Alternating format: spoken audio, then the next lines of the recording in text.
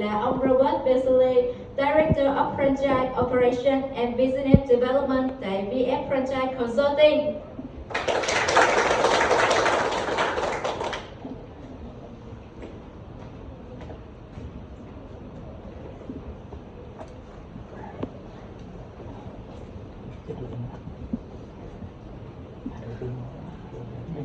Okay, so good morning again, everyone. I'm Robert, and thank you for all for joining me. Again, I'm sorry I don't speak Vietnamese. It's a 15-year work in progress, not going so well. Okay, so thank you, Mr. Tai, for hopefully you're all thinking a little bit bigger. Okay, that was the point. We need that growth mindset. We need that entrepreneur mindset. Now I'm ready to give you a few details. So how do we get there? Where do we start? So that's what we're going to talk about. Specifically 4 points. Brand ID. This really answers who you are. The second one, USP. We'll explain that. Third one, standardization and why it's important. And finally, the business model. So how do we expand? What kind of model can we use? I'm gonna have trouble. I talk with my hands and now I have to juggle 2 things. So why should you listen to me? Very briefly, this right here. I love food in my belly. I grew up in restaurants from when I was 10 years old. I opened my first restaurant at 17. I was still in high school. And I went on to open a lot of different hospitality brands. Since I came to Vietnam, I've worked for a lot of brands that I think you'll know. Coffee Bean and Tea Leaf, Bon Ton Chicken, Coca, Mango Tree, and so on and so forth. I have been a franchisee, I have been an entrepreneur, I've been a franchisor, so both sides. I have gone 1 to 10, 4 times in different companies in different countries. So I know a little bit, and I'll try to share a little bit with you today.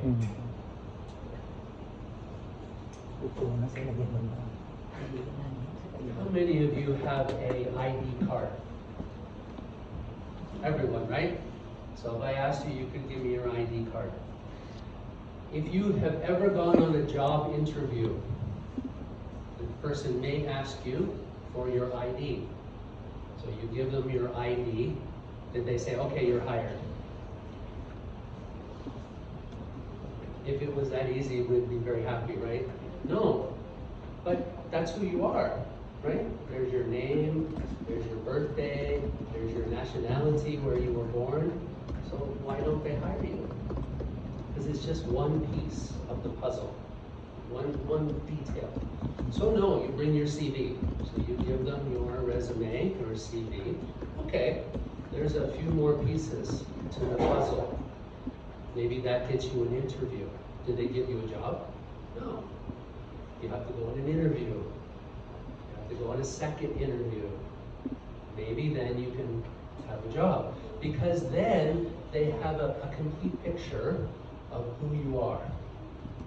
And even then, you have to go through probation because they still don't know all of the pieces. So there's many pieces that tell me who you are or who you are. And that's what an employer wants to know. That is for your company, for your brand. There's also many pieces.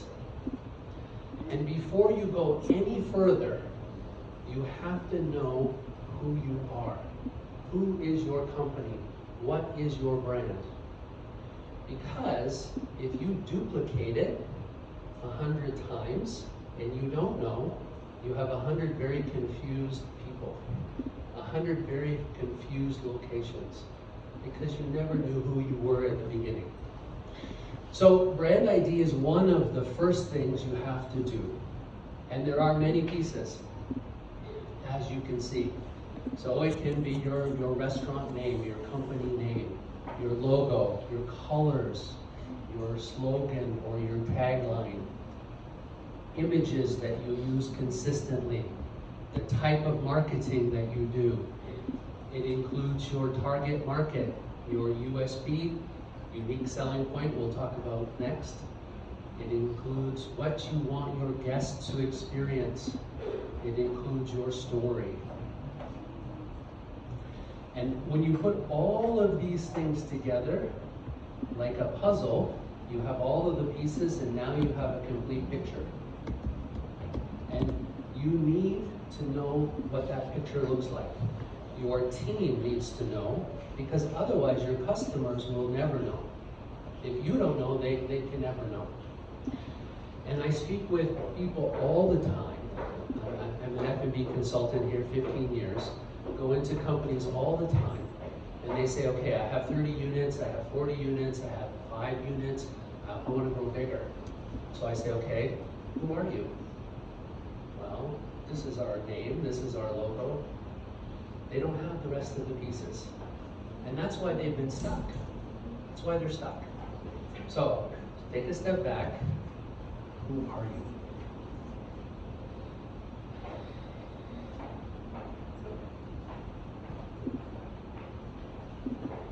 Now let's take a couple of examples. Take a couple of examples. We've mentioned McDonald's already. You all know who McDonald's is. Now, do you have a full picture of McDonald's? Almost. Most of you would have a very good idea. You could probably spend 5 minutes telling me about McDonald's. Most of you have never worked there. Maybe you don't even like it. But if you see a big yellow M 500 meters, 1 kilometer away down the road, you know exactly what's there. You know exactly. There's no question. You know what it looks like. You know what it tastes like. You know what kind of service you're going to get. All of the things McDonald's has successfully got into your minds already. And they've only been here 10 years or something. It's not Vietnamese food. You are not Americans. But you know exactly who McDonald's is. Now, you also know 24. There's Vietnamese. Like it, don't like it, doesn't matter. You know who they are. You know what to expect. People outside, some know 24 because they've gone international. Wrap and Roll, Highlands Coffee. You've had some F&B in Vietnam. But thinking about some of these, brand name, I met a company just last week, and they're very successful. They have about 40 units, making good money. They brought me in to talk about how to expand bigger. The name of their company is 5 long Vietnamese words that I have yet to say correctly. They want to go outside Vietnam. So, I'm thinking about this. I'm thinking, how is that going to work? From very point number 1, can you take a brand that people can't even say the name outside of Vietnam? It's going to be quite challenging, right? Their menu is all fish sauce. Yeah, I don't mind fish sauce, but for most of the world, it's a little bit too much. Can we take that outside Vietnam? Also very challenging. And so, having the growth of mindset, and you start thinking about these things very early, when you're doing this, when you're building your brand story, you have to think about that ultimate goal. Is my goal to do 100 units in Ho Chi Minh City? Is it to do 500 units in Vietnam? Is it to go outside the country is going to affect what you do here? And you have to think about it at the beginning. Again, using this company as an example, they don't have a brand ID kit. They don't really know who they are. They have some pieces. They've replicated it 40 times. So guess what? When I tell them you have to sit down and decide these things, now they have to go and fix 40 units. maybe the company name, maybe the menu, maybe the design, maybe the construction, maybe retrain the team. Now they have to do it 40 times. Don't do it. Do it when you have one. Okay, so second point we want to talk about is USP. And I think most of you have heard this term before. If you haven't, it's unique selling point or unique selling proposition. This is actually the right one, this is the common one. But the point is unique. Now, when we talk about food and beverage, everybody immediately assumes we are talking about the product, that we are talking about the food or the beverage. But are we? Is McDonald's USP the French fries? Are they unique?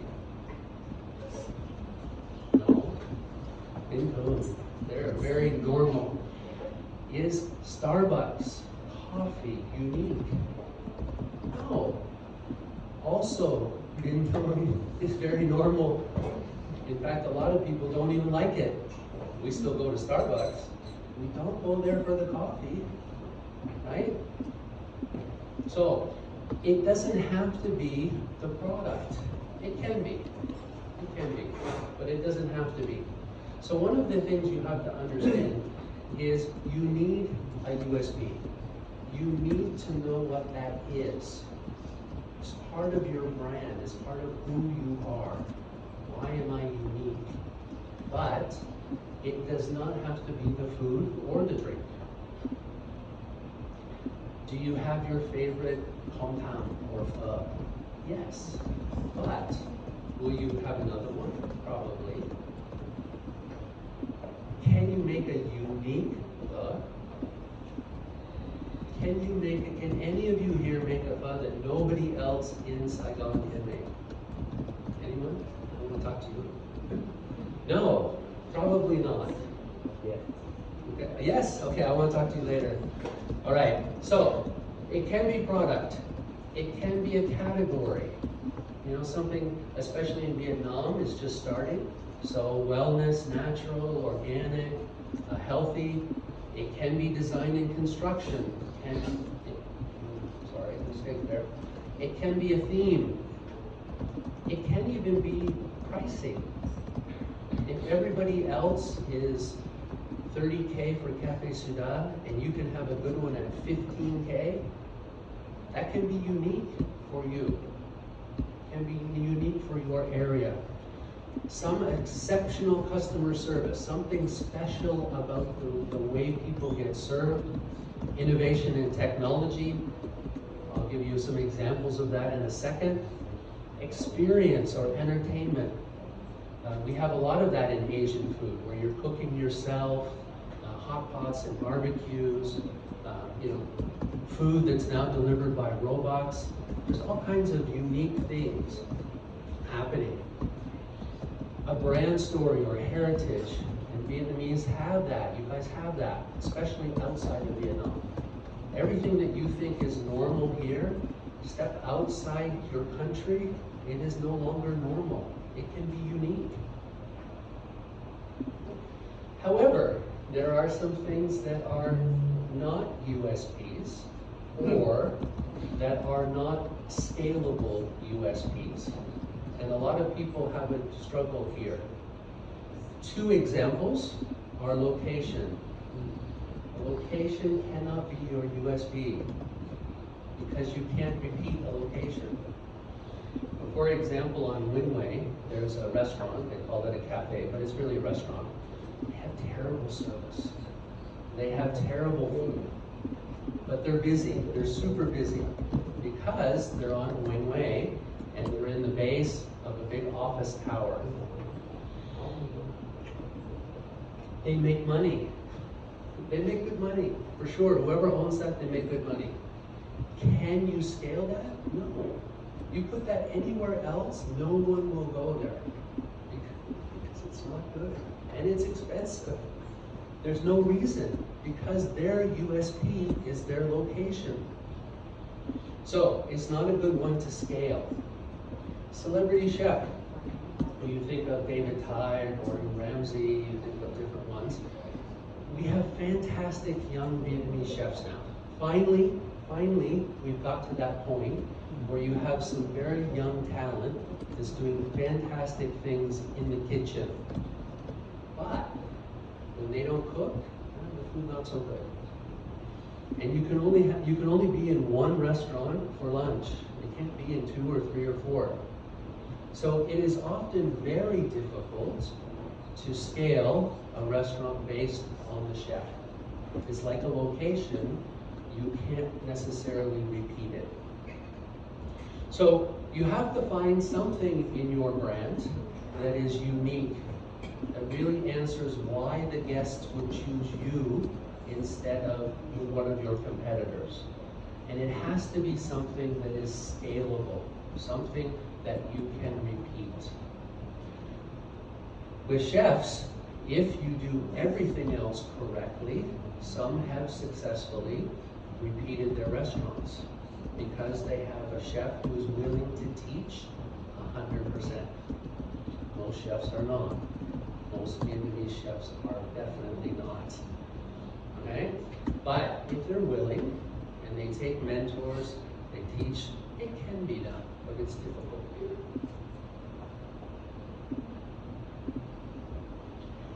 So,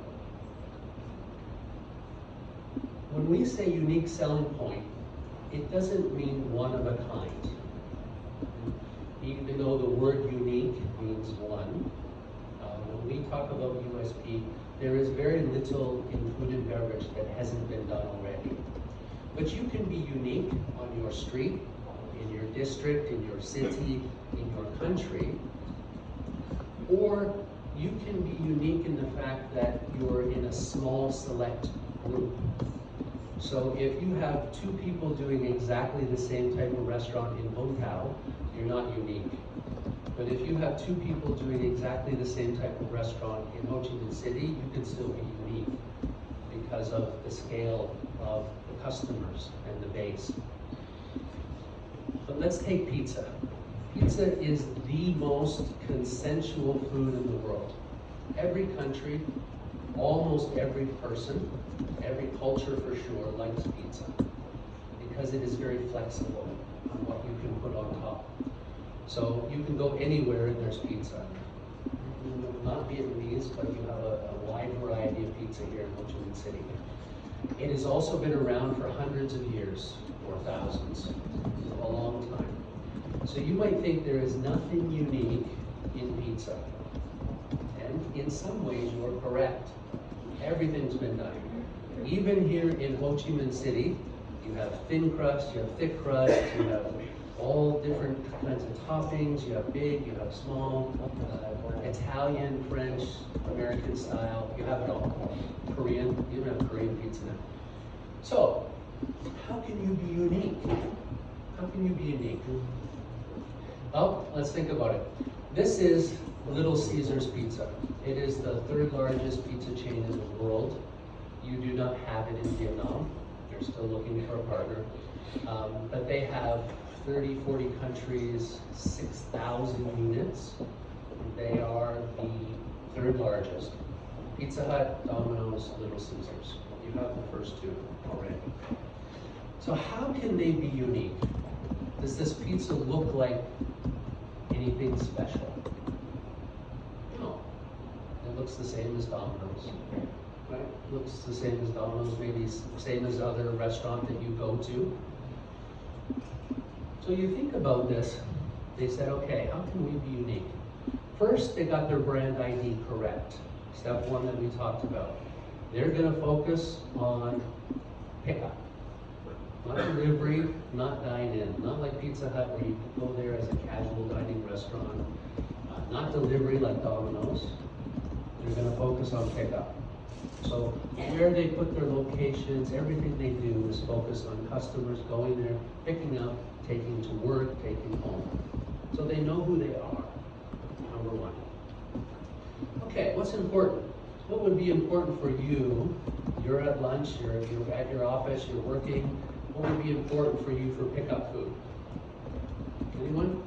What would be the most important thing? Fast, convenient, and that's why you're so thin. Price, because it's normal, right? You're at lunch, it's normal. Your work day is lunch. So price and fast. So what's fast in pizza? Normally you order a pizza, it takes 20 minutes, right? Domino's, Pizza Hut, same, 20 minutes. Okay, so Little Caesar says, okay, price, speed. So let's be unique. We want pizza in 5 minutes. So they built a pizza oven that can make a pizza in 5 minutes. Price, we're gonna be $5. So in the US, a long time ago, $5. Now, okay? So, cheap and fast. You could walk into any Little Caesar's pizza, 5 minutes you walk out with your pizza. Okay, 10 years they were unique. Millennial, 5 minutes fast enough.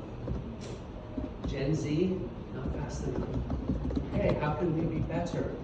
So, they invented technology. This is where your tech comes in. So they built this. They said, okay, Gen Z, they want things instantly. So what are we gonna do? All right, how fast is fast? 1 minute. Now, anywhere in the US, you can walk into a Little Caesar's Pizza, order any one of the top 3 selling pizzas. You can have it in 1 minute and walk out. They have an amazing commercial. This guy runs into a Little Caesars, based on a true story. He runs into a Little Caesars, pays, grabs his pizza and runs out. And he does this almost every day. And the team is like, why is this guy like a marathon runner? He runs in, he runs out. They realize the bus stops out front of this restaurant. It waits there for the red light. He jumps off the bus, buys his pizza, jumps back on the bus, and before the red light changes to green. They made it a whole marketing campaign. So, now you can have a pizza in 1 minute. Still $5. COVID hits. What are they gonna do? Every restaurant, maybe some of yours, sales like this, profits like this. Little Caesars up 20%. Year on year. 2020, 21, 22, up 20%. Why? Technology. So they built this, an app, also unique. That's the same thing as a Grab app would do. But you can order your pizza, you can be very specific. You can pick the location you're going to pick it up. You can pay. Now their customers can order whatever pizza they want while they're walking or driving. Don't do it while you're driving your motorbikes. But anyways, 5 minutes ahead, you walk into Little Caesar, you don't have to talk to anybody. You don't have to touch anything. You walk up to the machine, you scan your phone, door opens, your food comes out, you walk out. Everyone felt comfortable during COVID. You don't have to meet anyone, you don't have to interact with staff, you don't have to touch money. So technology has been their unique selling point for the last 20 years. And not one thing, but an idea where they continued to develop. And they continue to grow.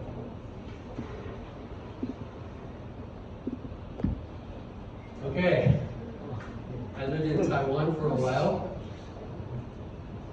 And one of the most unique restaurants I've ever met or went to is called Taipei Toilet. Okay? Modern toilet, if you translate literally. They have a business, they have a massive toilet built coming out of the wall. Are you uncomfortable? Do you relate a good restaurant with the bathroom? No. Okay? But this is their unique selling point. And guess what? They they make a lot of money. Because, and you go inside and you sit on a toilet. You get your food served in a baby toilet. Is the service amazing? No, it's average. Is the food amazing? No, it's average. But guess what? It is very Instagrammable. This is your Facebook, this is your Instagram, this is your Twitter. So kids, they drag their parents just because they know their parents are going to be embarrassed. Young people, they go as a group just so they can take photos. Tourists go, look what we found in China. Taiwan, whatever. Okay, so it is a USP. There's all kinds of interesting things you can do. All right, so that's number 2. There is a lot of flexibility, but the key point is you have to know why you're special. It's very important. Standardization. So you all know Starbucks. Again, one of their leaders in their particular space in the F&B. They have they actually have 2 different logos. They have a few different signs so that Starbucks is okay, Starbucks coffee is okay, logo and brand is okay, so a little bit different. Is every Starbucks sign the same? As I just showed you, it is not. But it's always recognizable. Is every Starbucks pricing the same? No, it's not. In the countryside here, it might be different than in the city. It is definitely different in the airport. Pricing is not the same. But do you know what the pricing is going to be? Yes. It's kind of mid-high. It's a premium product. You know it's going to be $5 to $7, right, for a drink. Is every Starbucks menu the same? No. You have a drink in Vietnam, they don't have anywhere else, or a couple of places in Asia. And Thailand has some drinks that are very unique to Thailand. Okay? But, do you know the Starbucks menu? Yes, you do. So even though it's not the same, you know what it is. You know what kind of service you're going to get. You know how much you're going to pay.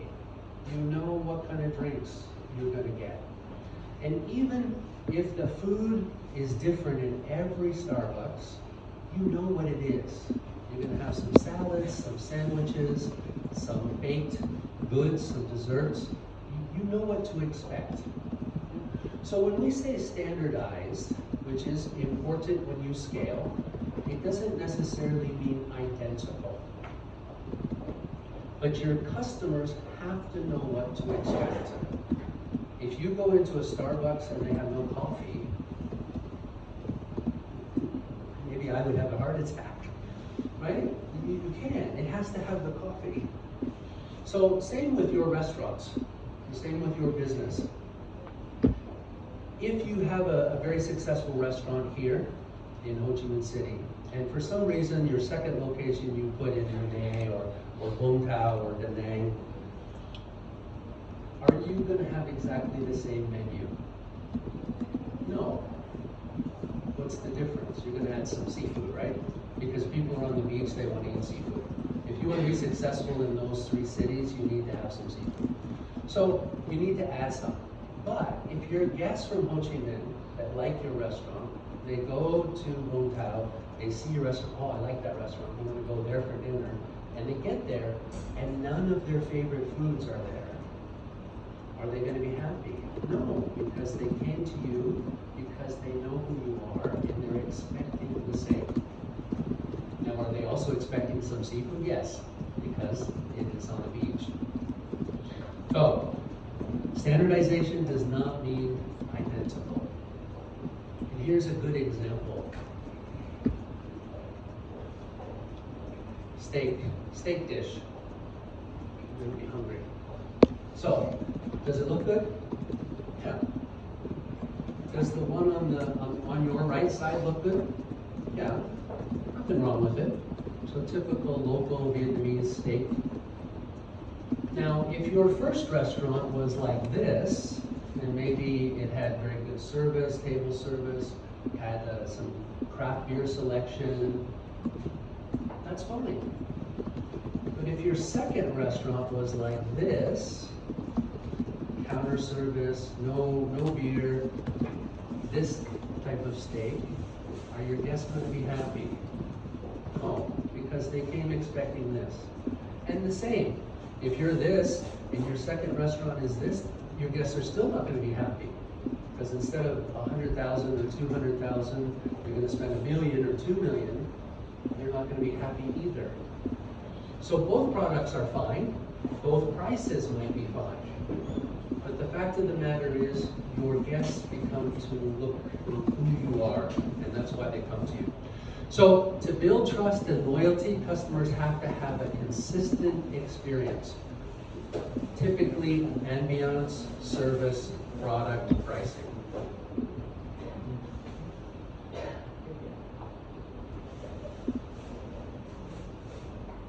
Okay, so our final topic is how to scale. And remember, these are kind of in order. You have to know who you are. Don't scale until you know who you are. And you need why people should come to you, your USP. And you need to be standard. And that's systems and processes so that you can repeat what you've done successfully already. Now you're ready to scale.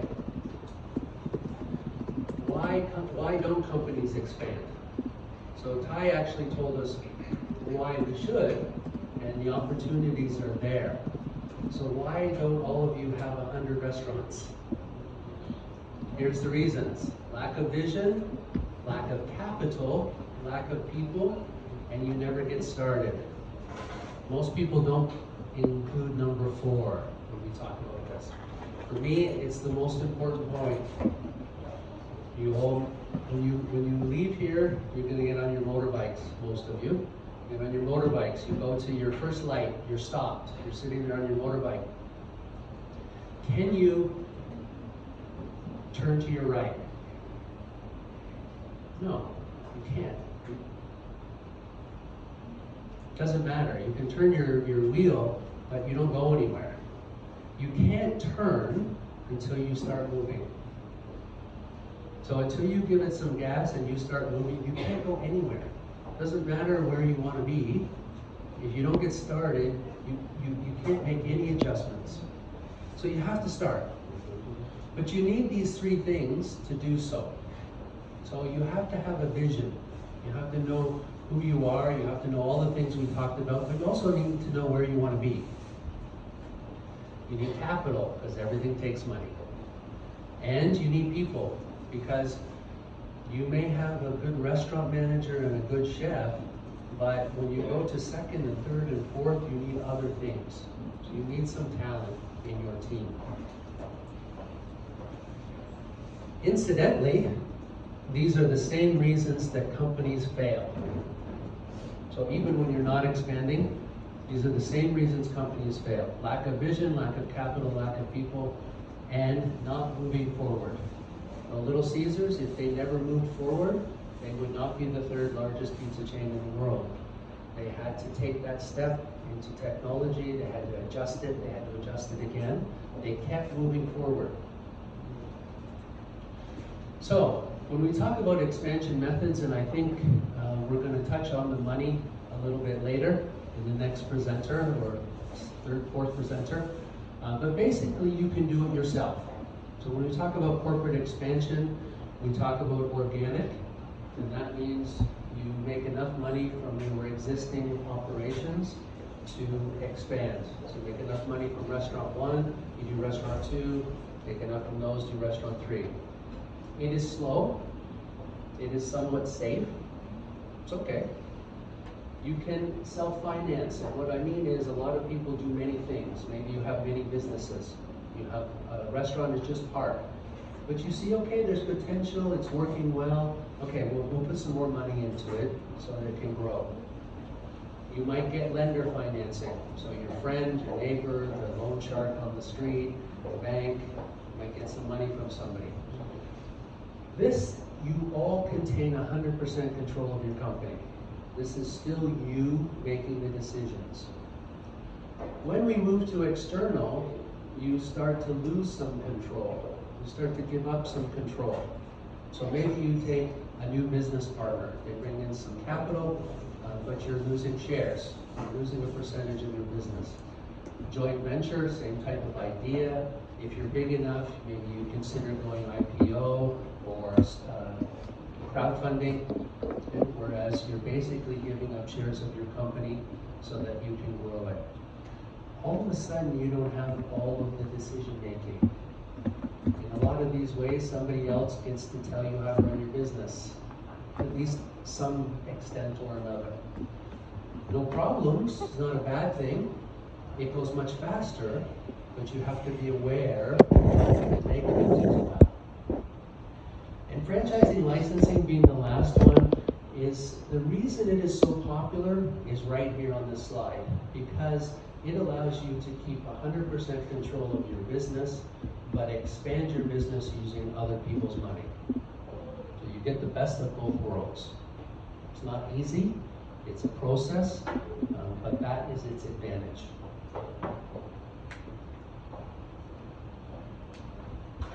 So when we talk about structure, when we're talking about structure, the first thing you should always do is look at it yourself.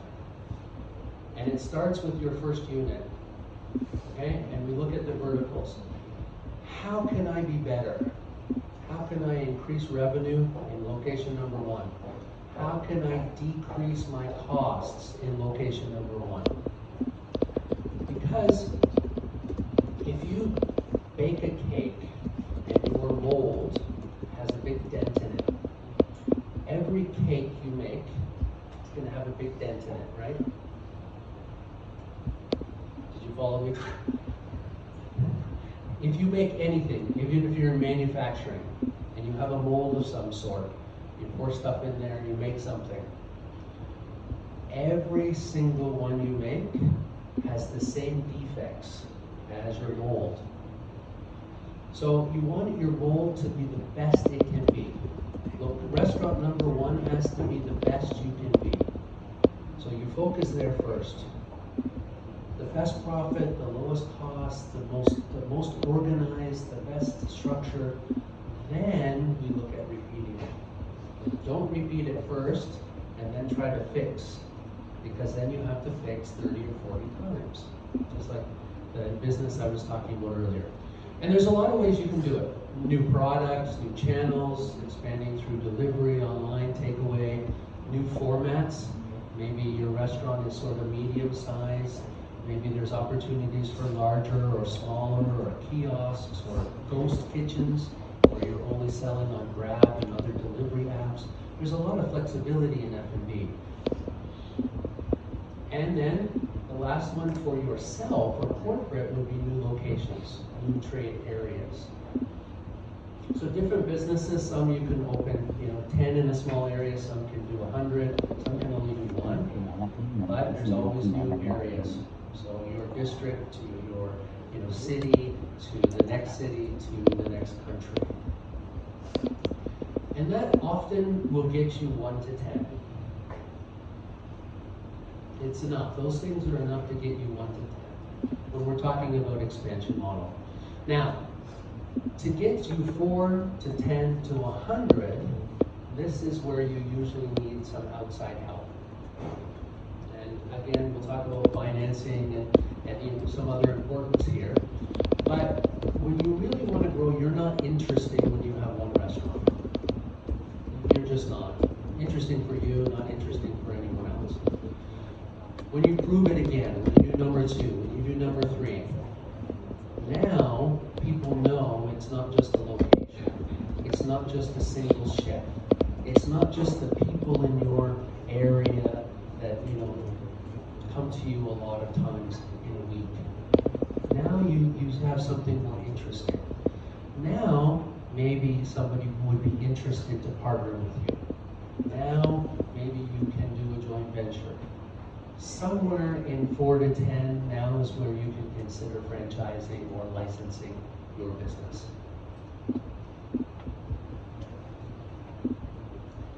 So, I didn't give you a lot of information, 4 main topics, very high level, because I wanted you to keep a few points.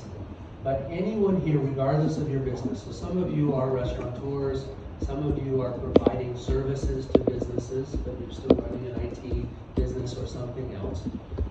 When you want to think about expansion, here is your checklist. Okay, here are the questions you should be asking yourself. Is my business appealing to end consumers? Is my business appealing to investors? If I grow it, will I make more money? There are many businesses that you don't make more money when you grow. Doesn't make sense, but it's very true. How many locations do you have and over how many years? This is the proven model. Because a one restaurant, doesn't matter how much money you make, my little restaurant on Wingway, it is not expandable. I don't care what they think.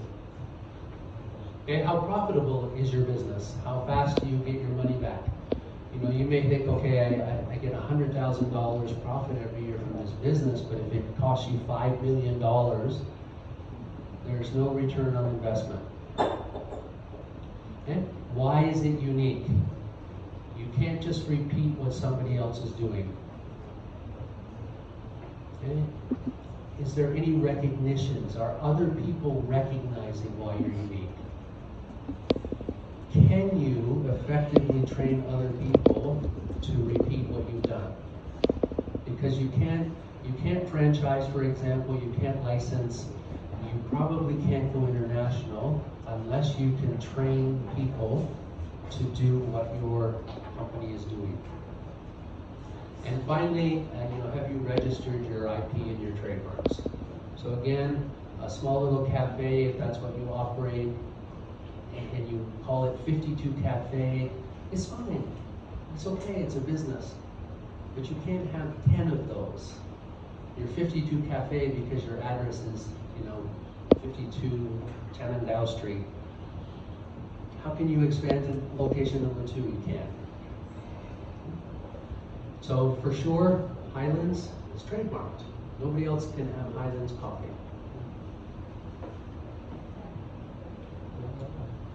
I do a few things. So I run a couple of companies. One is executive search, so HR services for people who need talent, if any of you need. And the other one is consulting, so we have franchise consulting. We basically help companies prepare to franchise, prepare to expand, and then we do the business development to actually find new partners. So if anybody needs services, this is me. Feel free to reach out or talk to me after. I apologize for my spelling. Even in English, I'm a terrible speller.